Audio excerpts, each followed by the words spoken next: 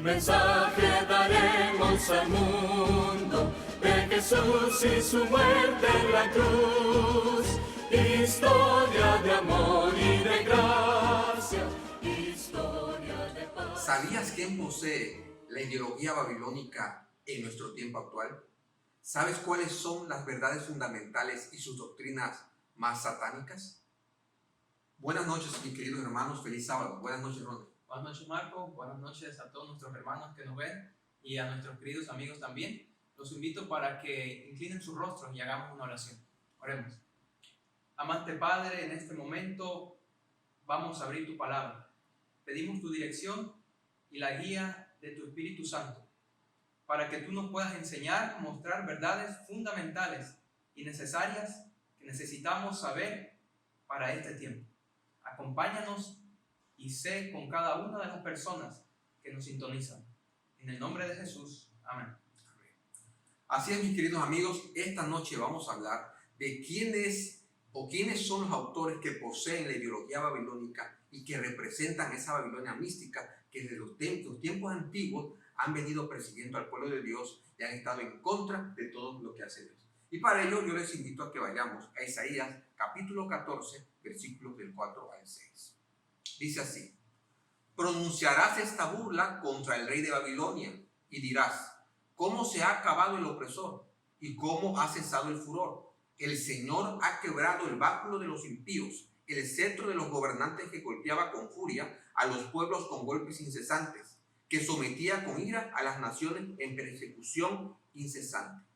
Parece ser de que Babilonia es identificado en la Biblia como el gran enemigo de Dios de todos los tiempos. Todo lo que va en contra de Dios, todo lo que se opone a Dios, la misma Biblia lo identifica como Babilonia.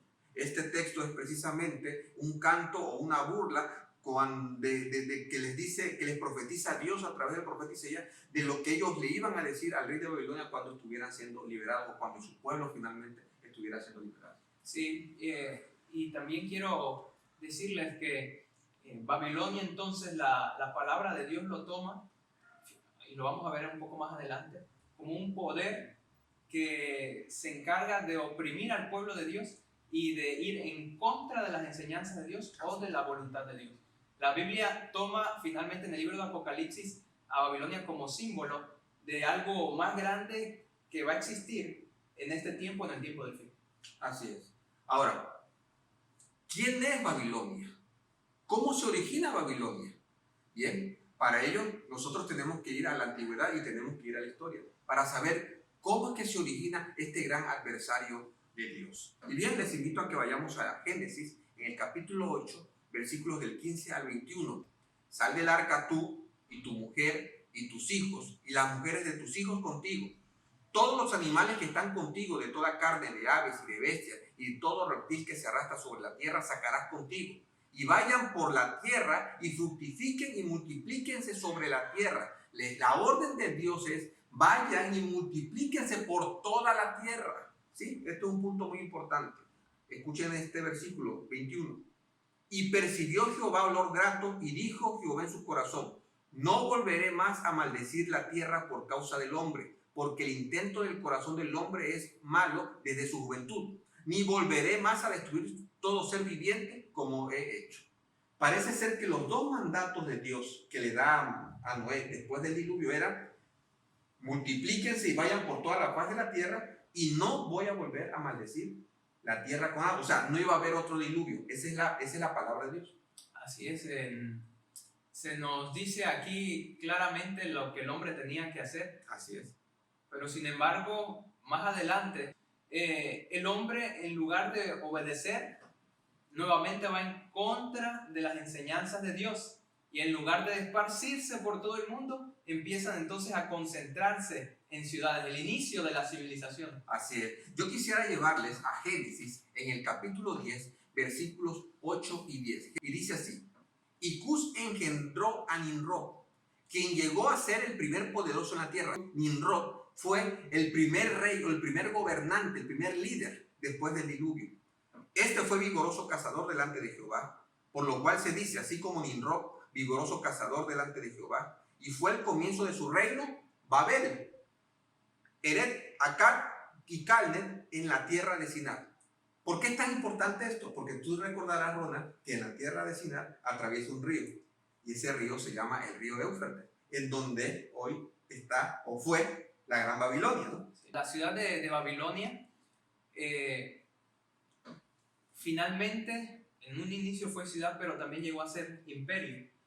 Y a mí me llama la atención este pasaje en el libro de Isaías, capítulo 13, versículo 19 al 20. Dice así: y Babilonia, hermosura de reinos, gloria y orgullo de los caldeos, será como Sodoma y Gomorra, a las que trastornó Dios.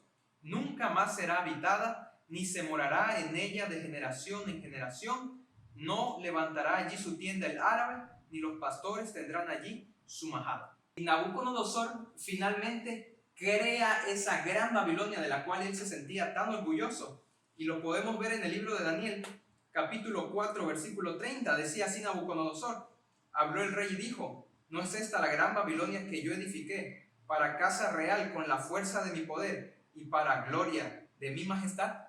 Siempre hubo una constante, y esa constante era ir en contra de la voluntad de Dios. Babilonia pasa de ser de capital de los babilonios, pasa ahora a ser parte del imperio medo-persa. Y hasta el día de hoy, lo único que tenemos de Babilonia son ruinas donde no habita absolutamente nadie y que quedó olvidado, tal y como la profecía en Isaías nos lo indicaba. Ahora, hablar de Babilonia es hablar de ideología.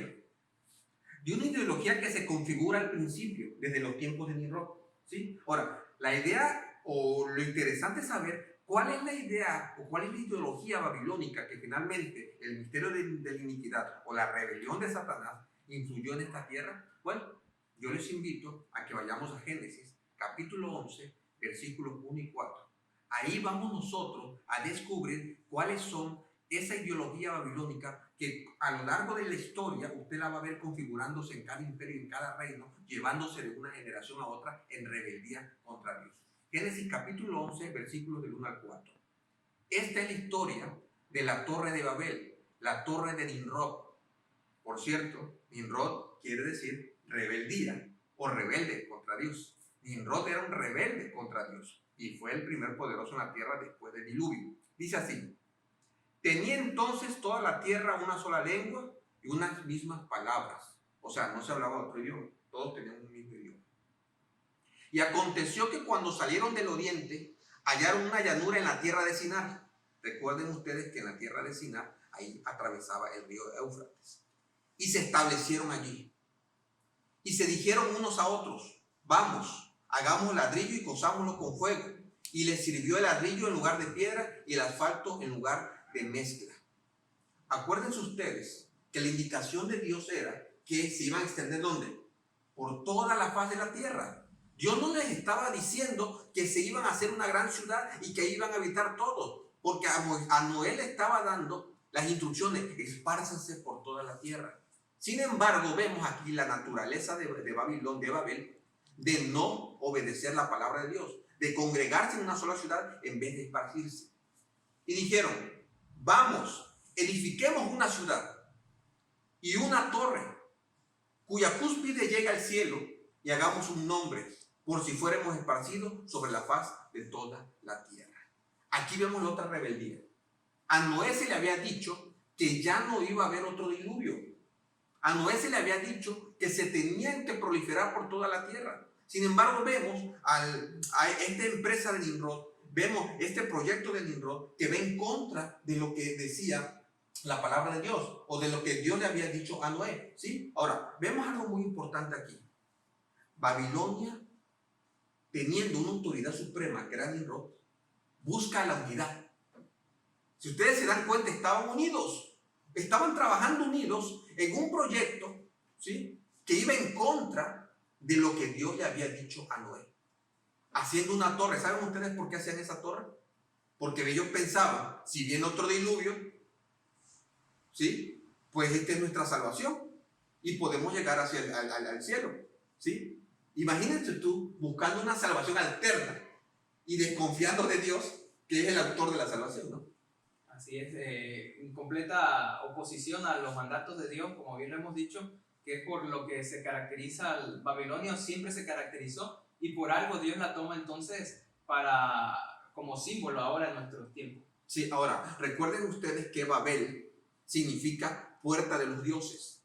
¿Sí? Puerta de los dioses. ¿Por qué? Porque esa torre, ¿sí?, representaba para Nimrod la puerta que le daba acceso al trono de los dioses. ¿Pero qué Dios? No el Dios de Jehová, no el Dios de Noé, sino sus dioses falsos. Porque Nimrod subía y él era el representante de los dioses aquí en la tierra como el primer poderoso en la tierra, en rebeldía contra Dios, buscando ¿qué cosa? La unidad. Entonces podemos decir que la ideología básica de Babilonia es autoridad suprema en torno a Nimrod, buscando la unidad mundial, la unidad de todos en torno a esa unidad, y finalmente se adora a Satanás de esa manera. Así es. Ahora, como bien decíamos, ya Babilonia ya no existe. Todo lo que tenemos ahora son ruinas. Queremos entonces ver qué es lo que representa ahora en nuestro tiempo, ¿no? Claro, ¿quiénes son los autores de ahora? ¿Quiénes son los autores ahora? En el libro de Apocalipsis, capítulo 14 y versículo 8, en el mensaje del segundo ángel se nos dice así: otro ángel lo siguió diciendo, ha caído Babilonia, la gran ciudad, porque ha hecho beber a todas las naciones del vino del furor de su fornicación. En Apocalipsis 14 por primera vez se menciona a Babilonia. El segundo ángel está haciendo un llamado o está diciendo ha caído Babilonia. Entonces, pero ¿quién compone Babilonia ahora si Babilonia literal ya no existe? Por lo tanto, esta Babilonia tiene que ser una Babilonia simbólica. Bueno, en el libro de Apocalipsis vamos a encontrar a Babilonia representada de dos maneras. Babilonia como la gran ciudad o Babilonia como una ramera. La ramera. Una mujer en profecía es símbolo de la iglesia, pero una ramera es símbolo de una iglesia apóstata. En el mismo libro de Apocalipsis, en el capítulo 16, versículo 19, se nos dice así, hablando ya en el contexto de las 7 plagas. En la última plaga se nos dice que la gran ciudad, es decir, Babilonia, se dividió en 3 partes y las ciudades de las naciones cayeron. Voy a cortar ahí. La gran ciudad, Babilonia, se divide en 3 partes. Entonces, bueno, una ciudad que se divide en 3, como si fuera un pastel, pero no es así, ya dijimos que es algo simbólico. Por lo tanto, esta Babilonia está compuesta de 3 poderes. ¿Quiénes son esos 3 poderes? Dejando que la Biblia se explique a sí misma, encontramos en ese mismo capítulo, en el capítulo 16 de Apocalipsis, pero en el versículo 13 se nos dice que vi salir de la boca del dragón, de la boca de la bestia y de la boca del falso profeta 3 espíritus inmundos semejantes a ranas. Es decir, Babilonia simbólica Babilonia espiritual está conformada de 3 poderes. El dragón, que es Satanás. También está la bestia de Apocalipsis 13, de versículo 1 al 10, que es el papado. Y está compuesto del falso profeta, que ya dijimos que es el protestantismo apóstata. Esos 3 poderes representan o se unen para finalmente conformar esta iglesia mundial, podríamos decirlo así. Que influye, ¿no? Que influye sobre los poderes del mundo, que no solamente influye, es que se mezcla con ellos, fornica con ellos, claro. Apartándose de su Dios, entonces va y se une ilícitamente con los poderes terrenales, poderes seculares de esta tierra. Así es. Ahora, si nosotros vamos a Apocalipsis capítulo 17, desde el versículo 3 al 8, vamos a encontrar otro simbolismo de lo que significa la Babilonia actual. ¿Quiénes son los que componen la Babilonia actual? O mejor dicho, ¿quién posee? Porque la descripción de Apocalipsis capítulo 17, versículos de 3 al 8, nos dice quién posee la ideología babilónica en nuestro tiempo actual. Por eso nosotros vamos a encontrar de esta manera. Y dice así el versículo 13. Y me llevó en el espíritu al desierto. ¿Quién? Juan. Y vi una mujer sentada sobre una bestia escarlata llena de nombres de blasfemia, que tenía 7 cabezas y 10 cuernos. Si ustedes se dan cuenta, aquí estamos viendo la configuración de lo que es la ideología babilónica. Una mujer sentada sobre una bestia. La mujer representa la iglesia, ¿sí? Una iglesia. Y la bestia representa poderes políticos, poderes terrenales prácticamente. Y la iglesia viene sosteniendo, como guiando a esa bestia. La unión de iglesia y Estado, la misma ideología babilónica, ¿sí? Que tenía 7 cabezas y 10 cuernos.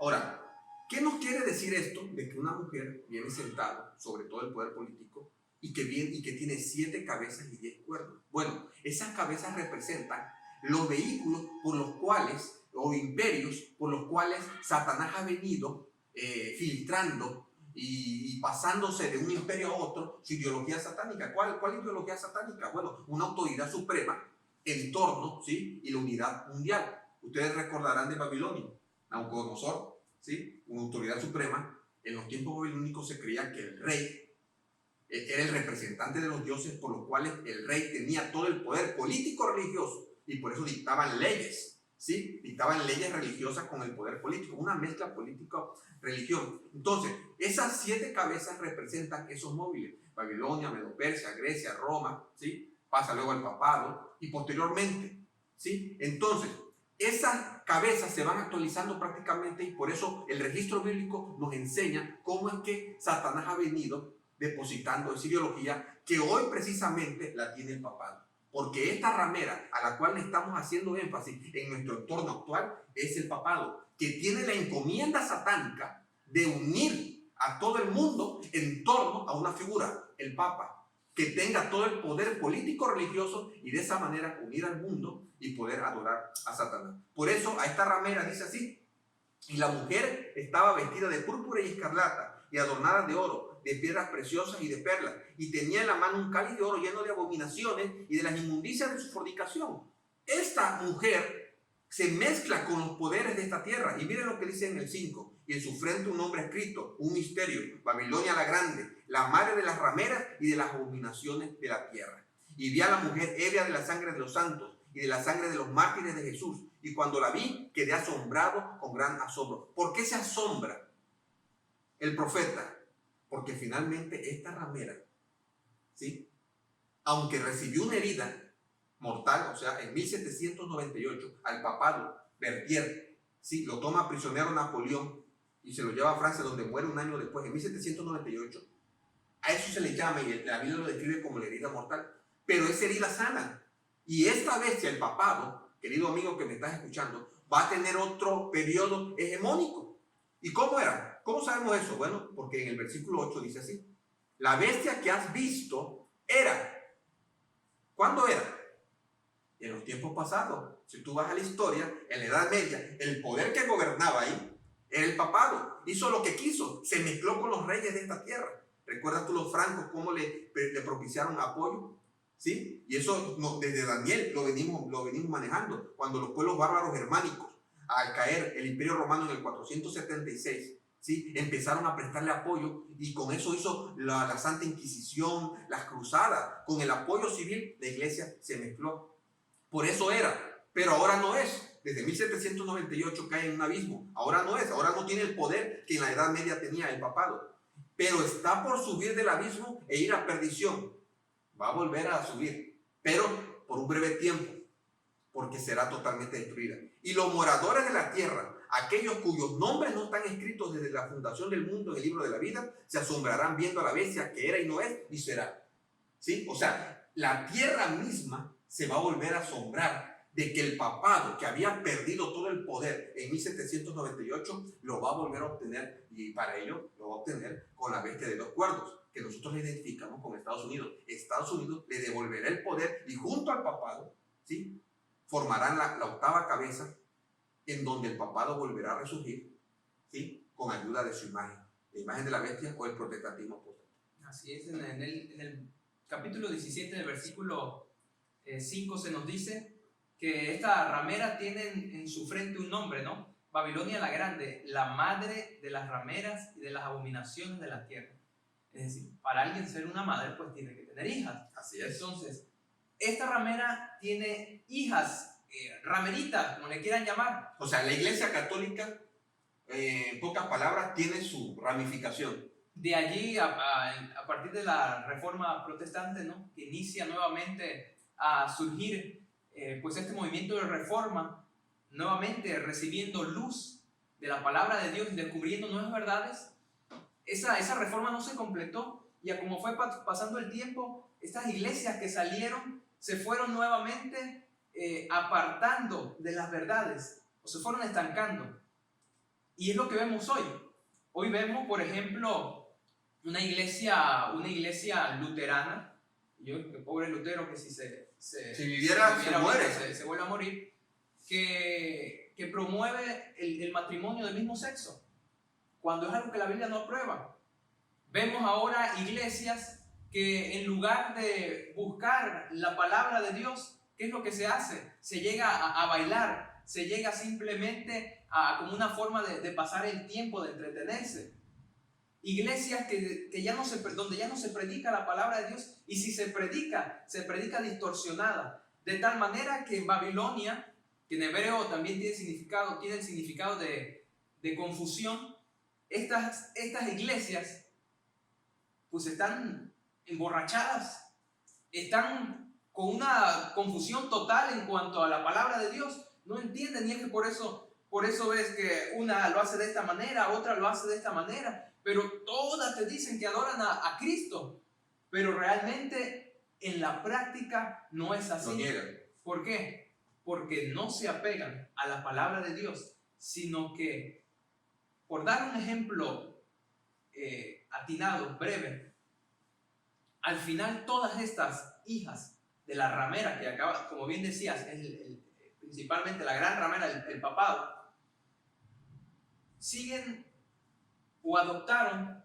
de ellos la ideología y una enseñanza, la cuestión de la adoración el domingo, que fue un cambio de la ley que ellos hacen, que por lo tanto cuando tú adoras el domingo, realmente a quien le estás rindiendo homenaje no es a Dios, sino es al papá. Fíjate que lo que estás diciendo es muy importante, porque finalmente tanto el protestantismo apóstata como las hijas del papado, que es la gran ramera, ¿sí?, al final van a tener una unidad, ¿sí? La misma Biblia lo describe. Miren ustedes Apocalipsis capítulo 17, versículos 12 y 13, lo que dice. Y los 10 cuernos que has visto son 10 reyes que aún no han recibido reino, pero por una hora recibirán autoridad como reyes juntamente con la bestia. La bestia es el papado. Estos tienen un mismo propósito y entregarán su poder y su autoridad a la bestia. Aquí se nos está describiendo finalmente que la bestia, el papado, va a tener al final de la historia otra vez el poder.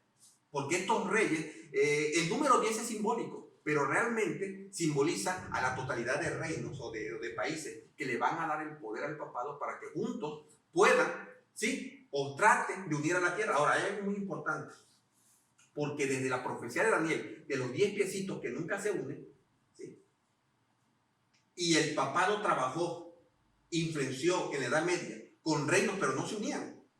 ¿Sí? Eran reinos que les prestaban el apoyo, pero nunca conformaban un imperio total. Ahora va a pasar lo mismo, ¿sí? Porque estos 10 reyes aquí simbólicos representan a la totalidad de reinos que imperan en la tierra, que le van a devolver el poder al papado, o sea, le van a volver a hacer caso para que el papado ejecute lo que tiene que ejecutar, pero van a ser reinos separados, ya no se van a volver a unir, porque la profecía dice que nunca se van a volver a unir, ¿sí? Y aquí estarán separados.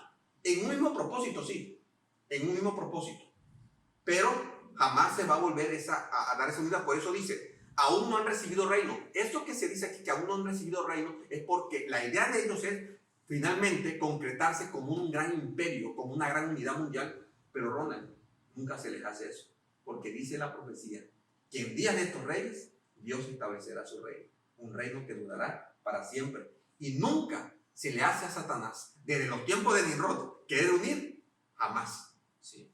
Se nos dice que Babilonia da a las naciones a beber del vino del furor de su fornicación. Es decir, Babilonia está embriagando al mundo entero. Podríamos decir que vende sus ideas, vende su ideología, sus falsas doctrinas. Sí, ¿cómo las emborrachan? Ya dijimos que no, esto no es literal, por lo tanto, no va a haber ninguna iglesia donde se esté emborrachando. O le estén dando trago a la gente, ¿no? En la iglesia. No vaya a pensar que hay una iglesia que esté dando trago. Lo que está pasando es que en estas denominaciones que se apartan cada día más y más y más, se están enseñando falsas doctrinas. Aún así, dicen ellos, o se hacen llamar iglesias cristianas. Pero la palabra de Dios nos dice en el libro de Juan capítulo 14, versículo 15, algo que dijo Jesús: si me amáis, guardad mis mandamientos. Y en el capítulo 15, versículo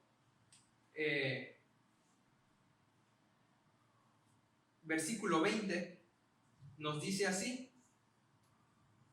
versículo 10, si guardáis mis mandamientos, permaneceréis en mi amor, así como yo he guardado los mandamientos de mi Padre y permanezco en su amor.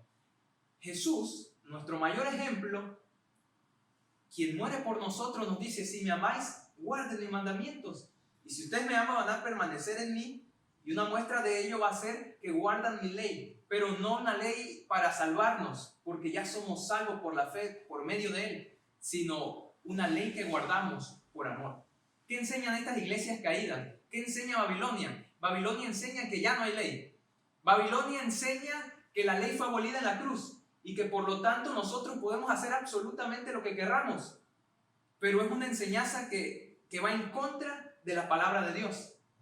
Babilonia también enseña en Hechos capítulo 2, otra de las cosas que se está enseñando en Babilonia es la cuestión de las lenguas, ¿no? El famoso don de lenguas, y que entonces si tú no hablas lenguas es porque el Espíritu Santo no está en ti, y todas esas cosas así. Y toman pasajes como esto en Hechos capítulo 2, donde se nos está hablando realmente de lenguas, sí, pero lenguas de idiomas extranjeros. En el contexto de Hechos 2 lo que sucedió fue el derramamiento del Espíritu Santo y se cumple la orden de Jesús de que vayan y predicaran entonces a las naciones. Pero estos varones galileos, aquellos discípulos, pues no hablaban idiomas. Dios derrama su Espíritu, les da el don para entonces salir y predicarle a la gente, a las naciones extranjeras, en lenguas, pero en la lengua que ellos pudieran entender. Ahora, hay una lógica, porque si yo voy a hablar a otras personas en una lengua que no me entiende, o no sé si has visto que los que hablan en lengua, hablan un lenguaje que no sé si es marciano, no se les entiende. Entonces yo no puedo hablar así. Mi idea es transmitir el mensaje. Yo necesito transmitir. Si voy a China, debo de aprender chino. Si voy a Estados Unidos, debo de aprender inglés. Si voy a Brasil, tengo que aprender portugués. Eso es. Sí. Y mira, queda claro en el Hechos capítulo 2, versículo 4 al 5, dice: todos fueron llenos del Espíritu Santo y comenzaron a hablar en otras lenguas, según el Espíritu les daba que hablaran. Vivían entonces en Jerusalén judíos piadosos de todas las naciones bajo el cielo. Al oír este estruendo se juntó la multitud y estaban confusos, porque cada uno los oía hablar en su propia lengua. Es decir, estos judíos que hablaban otras lenguas, de repente estaban oyendo a esos varones, los discípulos, hablar en lenguas extranjeras o en los idiomas que ellos hablaban y podían entenderlo. No era una lengua que no se pudiera entender y por eso estaban maravillados. De eso se trata. Pero Babilonia no enseña eso. Babilonia lo que enseña es que tuerce las escrituras. Claro. Y entonces vende eso, emborracha al mundo. La idea es ir en contra de todo lo que es Dios. Acomoda el lugar. Acomoda el lugar. ¿Qué más está enseñando Babilonia en estos días? Se dice en las iglesias que la semana de la creación, pues realmente no fueron 7 días literales, sino que cada día fueron días de miles de años. Se está enseñando eso. Los cristianos están creyendo eso y no se están apegando a la palabra de Dios. ¿Qué hace eso a la escritura? Si los días fueron días de miles de años, ¿cómo yo puedo guardar el sábado, el día del Señor, que el día que Dios apartó? Claro. No lo puedo hacer. Pero todo eso Satanás se está valiendo para emborrachar, embriagar a todo el mundo y finalmente hacer que una vez que estén borrachos vayan en contra totalmente, en una rebeldía total de la palabra de Dios. Claro. Ahora, hay un punto muy importante, o dos puntos muy importantes de la rebeldía de Babilonia y por la cual cae. Y si nosotros vamos a Lucas capítulo 20, versículos 24 y 25, encontramos un mandato de Jesús. Recuerden que Babilonia va en contra de todo lo que dijo Jehová y lo que dijo Cristo. No va de acuerdo y nunca va a estar de acuerdo con Jehová ni con Cristo. Dice así: mostrarme la moneda. ¿De quién tiene la imagen y la inscripción? Recuerden que los fariseos le preguntaron a Cristo: ¿es justo pagar tributo a César? Y Jesús le dice: mostrarme la moneda. ¿De quién tiene la imagen y la inscripción? Y respondieron y dijeron: de César. Versículo 25. Entonces les dijo: pues dad a César lo que es de César y a Dios lo que es de Dios. Si tú te das cuenta, Cristo cuando estuvo en esta tierra hizo separación de iglesia y de Estado. Él dependía de su Padre, él oraba. Tú nunca viste que Jesús fuera con el César o con Pilato: oye, ayúdame a mi campaña evangelística. Jamás. Él siempre dependió de arriba. Ahora, ¿qué hizo Babilonia? Miren Apocalipsis capítulo 17, versículos 1 y 2. Y por el cual Babilonia es condenada. Vino entonces uno de los 7 ángeles que tenía las 7 copas y habló conmigo diciéndome: ven acá y te mostraré la sentencia contra la gran ramera, o sea, contra el papado y los que le siguen, la que está sentada sobre muchas aguas. Aguas es muchedumbre. Si ustedes se dan cuenta, entonces todo Babilonia hoy está congregado en una sola unidad, muchedumbres. Versículo 2. Con la cual han fornicado los reyes de la tierra. Aquí está la mezcla. Babilonia no depende de Dios, obviamente. Esta iglesia, esta gran ramera nunca ha dependido de su Padre Dios, como lo hizo Cristo, sino que se agarró de los reyes de la tierra. Ustedes recordarán que en el año 325, que se da el concilio de Nicea, y que Constantino, junto con la iglesia, se amalgaman y hacen el primer concilio, y ahí surge lo que hoy nosotros conocemos como la Iglesia Católica Apostólica Romana. Una mezcla de Estado y religión. Desde ahí surge. De hecho, dicen que Constantino fue el primer papa, porque fue el que ofició ese concilio de Nicea, donde se hicieron todas las doctrinas de la Iglesia Católica Apostólica Romana. Dice, mira lo que dice: han fornicado los reyes de la tierra y los moradores de la tierra se han embriagado con el vino de su fornicación. Ahí estamos lo que tú estabas diciendo. Ahora, miren cuál es el fin de esta Babilonia. Apocalipsis capítulo 12, versículos 3 y 4. También apareció otra señal en el cielo. He aquí un gran dragón escarlata que tenía 7 cabezas y 10 cuernos y en su cabeza 7 diademas. Aquí viene otra vez el símbolo babilónico. Con ese dragón de 7 cabezas viene toda esta ideología babilónica que se representa aquí. Y su cola arrastraba la tercera parte de las estrellas del cielo, o sea, Satanás, y las arrojó sobre la tierra. Y el dragón, que es Satanás, se paró frente a la mujer que estaba para dar a luz a fin de devorar a su hijo tan pronto como naciera. O sea, este es un simbolismo de cómo Satanás ha querido destruir a ¿quién? A Cristo, al cristianismo, ¿sí? En esta parte. Ahora, este mismo dragón lo encontramos en el capítulo 12, versículo 17. Y mira tú cuál es la gran obra de este dragón al final de los tiempos. Entonces el dragón se llenó de ira contra la mujer, o sea, contra la iglesia santa y pura, y se fue a hacer guerra contra el resto de la descendencia de ella, los que guardan los mandamientos de Dios y tienen el testimonio de Jesucristo. O sea que el objetivo principal de Babilonia en estos tiempos está ¿contra qué? Contra la ley de Dios. Ese es el objetivo principal de Babilonia. Sí. Al final, en el mensaje del segundo ángel se nos dice: ha caído Babilonia. Es decir, se nos habla o se nos dice, se nos habla en un lenguaje pasado para referirse a un evento que todavía está en el futuro. Pero con eso Dios nos quiere hacer entender que la caída de este sistema religioso que se va a mezclar con los gobiernos del mundo es segura y certera, tal como sucedió en el pasado. Invita a su pueblo también. Dios tiene un pueblo allá afuera, Invita a su pueblo. En Apocalipsis 18:4 se nos dice así: y oí otra voz del cielo que decía: salid de ella, pueblo mío, para que no seáis partícipes de sus pecados ni recibáis parte de sus plagas. Quizás tú ahora mismo te encuentras Babilonia. Quizás ahora, porque nunca has tenido quizás a alguien que te muestre, te encuentras allí. Pero Dios te está llamando y te dice: tú eres hijo mío, ven, sal de ahí, te invito, porque yo no quiero que tú seas partícipes de las plagas que van a caer finalmente sobre todo este mundo rebelde. Babilonia enseña que tú después de morir te vas al cielo o al infierno. La palabra de Dios no enseña eso, te habla de un juicio antes de su venida. Babilonia te enseña un evangelio por obras, pero la palabra de Dios te enseña un evangelio por gracia. Babilonia te enseña que tú adores cualquier cosa menos a Dios, pero la palabra de Dios te enseña y te llama a adorar al único Dios verdadero. Dios tiene un pueblo fiel y tiene una iglesia que Él ha levantado para este tiempo, una iglesia que proclama los mensajes de los 3 ángeles, un pueblo remanente, la iglesia bendita del séptimo día. Nosotros te invitamos a que tú vengas a Jesús y que si en este momento es tu deseo y es tu petición y tu oración, tú puedas entonces ir a la palabra de Dios y con la ayuda del Espíritu Santo le pidas la iluminación para que entonces te unas a este grupo remanente que ha de encontrarse con Jesús el día de su venida. Así es. Finalmente, hermanos, Babilonia se caracteriza porque no quiere nada con los mandamientos de Dios.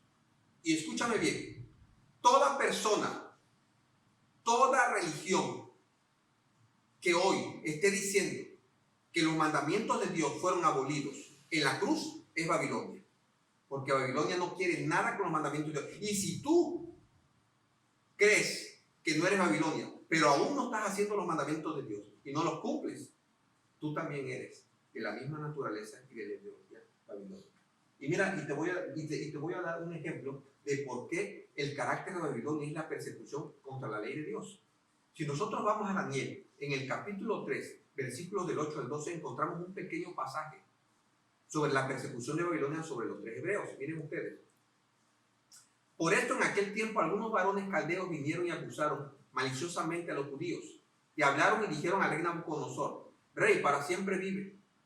Tú, oh rey, has dado una ley que todo hombre, al oír el son de bocina, de la flauta, del tamboril, del arpa, del salterio, de la zampoña y de todo instrumento de música, se postre y adore a la estatua de oro. Nabucodonosor había hecho una estatua de oro, ¿sí?, derivado de un sueño que había tenido y que Daniel le reveló, pero también lo había hecho para la lealtad de todos los que trabajaban con él, porque Nabucodonosor en ese tiempo había tenido varios intentos de golpes de estado. Entonces, para asegurarse de la lealtad de todos los que trabajaban a él, hizo una estatua para que todos mostraran su lealtad a él.